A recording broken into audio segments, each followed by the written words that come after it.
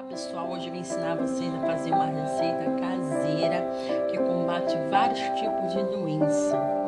Para que serve? Apilação cardíaca, desentope as artérias, a veia, resfriado, varize e todos os aparelhos respiratórios, pressão alta, ácido úrico em geral, circulação sanguínea, pulmão, bronquite, asma, tuberculose, hemorragia, colesterol alto, sintomas de sinusite, derrame cerebral, amidalite, cirrose hepática, vírus de sarampo, garganta infeccionada, dores de cabeça, enxaqueca, herpes, cândida e etc. Vários tipos de doença.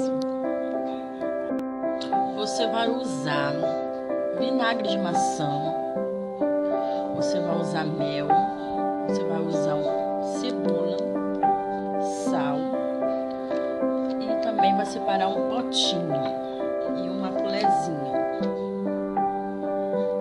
Gente, eu já cortei 3 cebolas, tá, em rodelinha, botei um pouquinho na geladeira para tirar um pouco do ácido dele, da acidez, tá?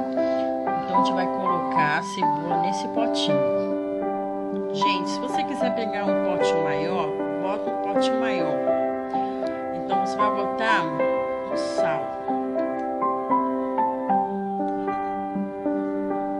e também vai colocar 3 colheres de mel. Coloquei 3 colheres de mel. E agora eu vou botar o vinagre de maçã.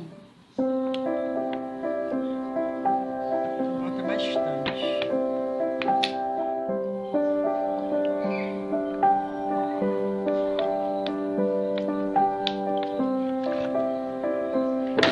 Bom, gente, aí ficou assim, ó. Aí você vai fazer uso na sua comida, na sua salada, né? Se você quiser colocar um pouquinho na colher e tomar também, você vai fazer o seu uso como você sempre faz, que ele dá para aproveitar em tudo, dá para fazer bife, fritar bife, quando você fizer o seu bife, você pode colocar cebola, vai fazer uso na sua